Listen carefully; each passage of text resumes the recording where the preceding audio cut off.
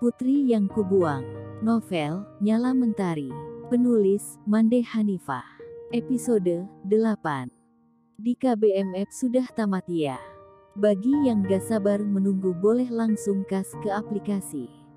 Kakak, kau dengar. Perempuan renta ini baru saja akan membuka lembar-lembar nasibku di masa lalu. Barangkali dia akan memberiku celah untuk masuk ke lorong-lorong rahasia tersembunyi yang selama ini tertutup rapat dan tak dapat kita lalui.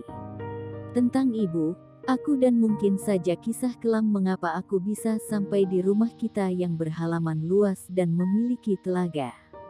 Lalu, detik ini aku juga mulai memikirkan hal lainnya. Ayahku, siapa dia? Mengapa dia tidak mempertahankanku ketika ibu memutuskan untuk menghentikan aliran air susunya untukku? Kakak, andai kau di sini, barangkali aku akan jadi lebih kuat dari hari ini. Kakak, sebenarnya aku takut pada apa yang akan terjadi setelah ini. Juga pada kenyataan. Paula, perempuan peneliti pohon langka itu. Paula, perempuan peneliti pohon langka itu. Kalimat itu kembali memenuhi ruang dengarku. Ia merambat sampai ke setiap inci saraf-syarafku. Rasanya sangat melegakan sekaligus menakutkan. Lega karena aku berhadapan dengan orang yang tepat. Takut karena aku tidak siap menerima kenyataan yang mungkin saja buruk tentang ibu. Juga tentang masa lalu. Aku ingat, Mbah Sumarni berkata lagi. Kali ini samar-samar, hampir tidak terdengar. Paula, perempuan peneliti pohon langka itu. Mbah Sumarni mendekat, ia berada tepat di hadapanku sekarang. Matanya nyalang, kami beradu pandang. Dengan tangannya yang keriput, ia menyentuh pipi, rambut dan alis mataku. Aku hampir menangis ketika dia mengambil kedua telapak tanganku kemudian memegangnya agak lama. Ia menyimpan jari-jariku dalam genggamannya. Dia hampir menangis. Aku bisa melihat cairan bergenang di pelupuk matanya. Berkali-kali tangannya berhenti di pipiku. Setelahnya ia mengusap-usap rambut pirangku. Bibirnya bergetar. Paula, perempuan peneliti pohon langka itu. Pau. Kali ini Mbah Sumarni tidak mengucapkan kalimatnya dengan tuntas karena aku cepat-cepat memotongnya. Rasa sabarku menggelepar sangat liar. Bah, mungkin itulah orangnya. Di mana sekarang Paula, Mbah? Saya ingin bertemu, Mbah. Mbah Aren cepat menarik tangan istrinya. Lantas mendudukkannya di kursi kayu reot yang kakinya telah goyang. Bulatan keringat mulai muncul di kening perempuan itu. Aku juga bisa melihat tangannya bergerak-gerak tidak berhenti, begitupun dengan bibirnya.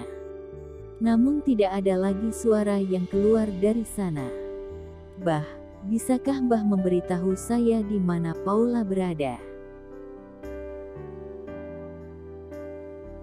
Aku menggulung jarak, memastikan berada sangat dekat dengan Mbah Sumarni. Celah telah ia buka, aku tinggal merangsek masuk ke dalamnya. Selangkah lagi nyala. Barangkali tidak butuh beberapa menit lagi ia akan menceritakan semuanya. Bah, tolong saya. Ini sangat penting untuk saya. Di mana Paula berada sekarang, Bah? Aku mengguncang bahu Mbah Sumarni. Tanganku kemudian berpindah pada kedua telapak tangannya lantas menggenggam jemari kurus itu dengan sangat erat. Lewat sentuhan aku ingin perempuan itu mengetahui bahwa ia harus segera bicara, ia harus kuat untuk mengungkapkan kebenaran. Aku ingat sekarang. Lalu Mbah Sumarni menangis, meraung. Ia mencakar-cakar rambutnya sendiri.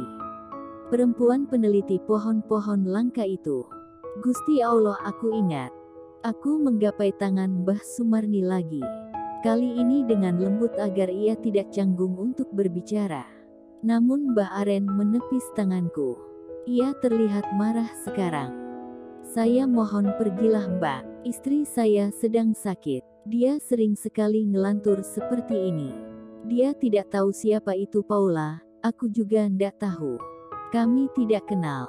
Mungkin karena dia mendengar nama itu dari Mbak makanya dia seolah kenal dan tahu siapa Paula. Tidak Mbah, Mbah Sumarni pasti tahu sesuatu. Saya yakin itu, Mbah. Tolong Mbah bujuk Mbah Marni untuk bercerita. Sepanjang usia kami hidup berdua Mbak, saya tidak pernah meninggalkan Sumarni sendirian. Saya tidak tahu siapa Paula. Sudahlah Mbak tinggalkan kami. Istri saya butuh istirahat. Tolong jangan ganggu kami. Mbah Aren menutup aksesku pada istrinya. Dia memeluk Mbah Marni sangat erat. Aku tidak dapat melihat wajah Mbah Marni sekarang. Dalam dekap suaminya, perempuan renta itu masih menjangkau-jangkau rambutnya. Beberapa kali ia masih meracaukan nama Paula. Sudah toh Bu, ndak ada yang bernama Paula. Ibu tenang ya. Sini mana tangannya, Bapak pegangin. Mbah Aren membujuk istrinya. Ia mengusap lembut kepala Mbah Sumarni. Perempuan yang sedang meringkuk dalam dekapannya masih belum tenang. Dia memangis, Pak. Dia menangis. Mbah Sumarni meraung. Tangan ia lingkarkan di pinggang Mbah Aren. Aku semakin tidak dapat mengendalikan diri. Betapa sekarang aku ingin sekali duduk sejajar dengan Mbah Sumarni. Mendengarkan kisahnya utuh, tanpa ada sedikit pun yang tertutupi. Aku ingin pencarian ini segera menemui ujung. Ndak ada yang memangis Bu. Ndak ada. Ayo Ibu harus istirahat. Sekuat tenaga Mbah Aren mengendalikan istrinya. Sesekali ia berbisik di telinga Mbah Marni. Entah apa, yang pasti hal itu membuat Mbah Marni jauh lebih tenang. Tangannya tidak lagi bergetar. Mulutnya berhenti mengeluarkan kalimat-kalimat. Pernapasannya mulai teratur. Bak, Mas, tolong pergi dari rumah kami. Istri saya sedang sakit. Dia butuh istirahat. Dia tidak biasa bertemu dengan orang asing. Makanya suka ngelindur begini. Dan yang diucapkannya hanyalah hayalan dia semata karena Mbak itu terus saja menyebut-nyebut nama Paula. Tolong, Mas, pergilah. Tolong tinggalkan kami dan jangan pernah kembali lagi. Tidak ada apa-apa di kampung ini. Kami hidup rukun dan damai selama ini. Kami tidak pernah ganggu orang lain, jadi jangan usik ketenangan kami. Mbah Aren bersiap akan menuntun istrinya. Aku mencoba peruntungan sekali lagi. Mbah Marni dengarkan saya Mbah. Ini menyangkut hidup saya. Saya butuh tahu apa yang terjadi pada Paula Mbah. Aku mencoba lebih dekat pada Mbah Sumarni. Lagi-lagi Mbah Aren menghalangiku. Bak, pergilah, saya mohon. Istri saya tidak tahu apa-apa tentang Paula. Kami tidak kenal. Tolong jangan membuat istri saya semakin sakit. Biarkan kami tenang Mbak. Pak Edi memberi isyarat padaku agar meninggalkan rumah Mbah Aren. Mungkin mereka butuh waktu untuk menenangkan perasaan. Aku menurut. Dengan hati tak karuan aku memilih setuju pada Pak Edi. Kami memang harus memberi ruang sebentar pada pasangan suami istri itu. Di bawah pohon karsen yang sedang berbuah lebat aku duduk memeluk lutut. Membiarkan rasa sedih menelusup sebentar ke sudut hatiku. Jika hari ini aku mendapati kabar bahwa Paula ibuku sudah meninggal, setidaknya mulai hari ini aku punya tempat untuk dikunjungi ketika gundah menyerangku. Juga punya tujuan pada setiap doa yang kurapalkan. Matahari semakin tinggi. Daun-daun pohon karsen tidak sepenuhnya memberiku perlindungan dari teriknya mentari. Ibu mungkin salah memberiku nama. Mengapa dia mengumpamakan diriku bagai matahari? Sedang berada di bawah teriknya saja aku tidak berani. Mbak Nala, apakah perempuan bernama Paula itu sangat penting untuk Mbak? Pak Edi mungkin telah menahan penasaran sejak beberapa jam yang lalu. Barangkali ia sudah tidak sanggup membendungnya lagi. Dia ibu saya. Ibu yang telah membuang saya. Astaga, Mbak. Mata Pak Edi membulat. Untuk selanjutnya ia seperti kehilang kata-kata. Atau ia sengaja menjaga perasaanku. Ia memilih tidak mengorek informasi lebih banyak. Dan aku menyukai itu. Aku tidak ingin mengulang-ngulang menceritakannya. Saya hanya bisa berdoa, Mbak. Semoga segera bertemu. Terima kasih banyak, Pak.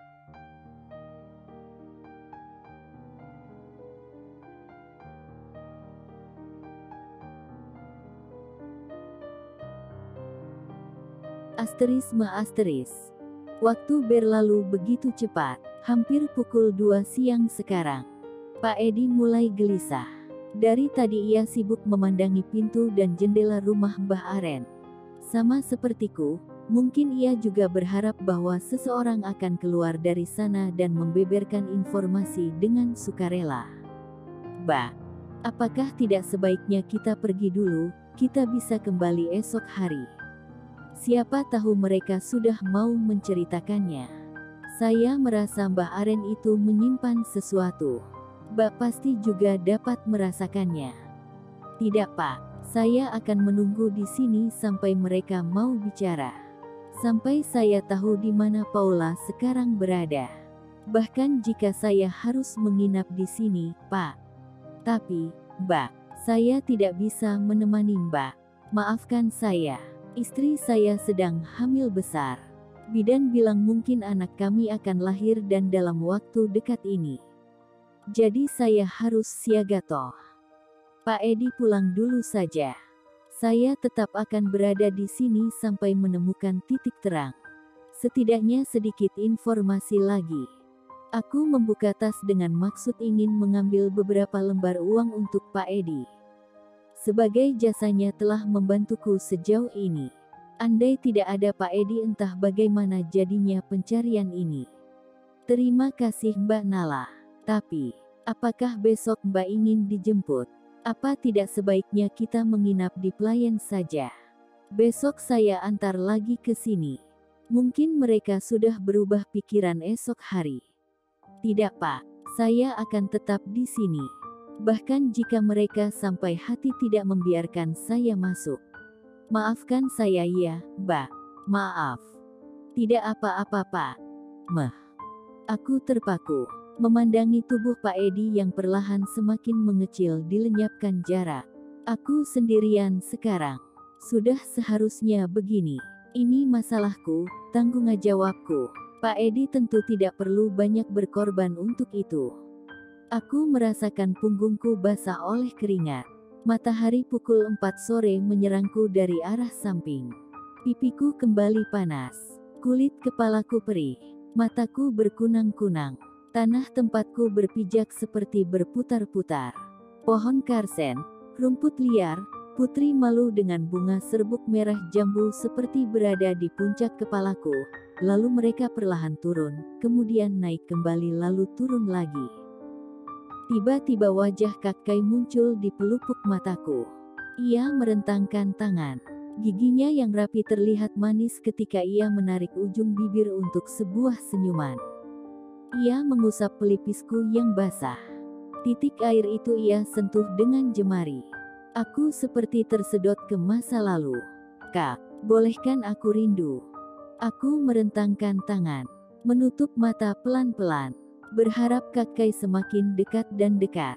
Lalu ia akan membawaku pulang, menyusun rencana untuk mencari ibuku kemudian. Dengan Kakkai semua akan sangat mudah. Tidak akan ada masalah yang terlalu berat.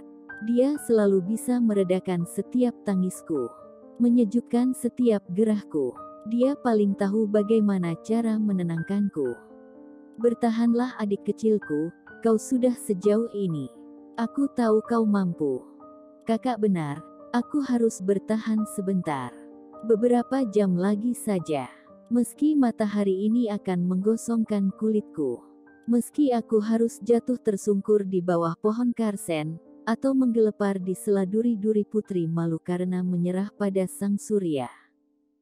Rasa sakit akan membuatmu kuat.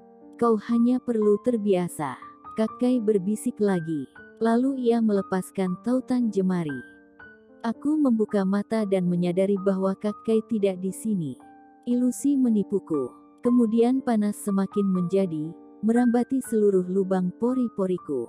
Aku hampir terjatuh sebelum seorang lelaki menangkap tubuhku. Bukan. Dia bukan Kakai. Dia orang lain. Bersambung dulu ya, sahabat Arif Yohamar. Jangan lupa, like, komen dan subscribe channel ini. Matur nuwun.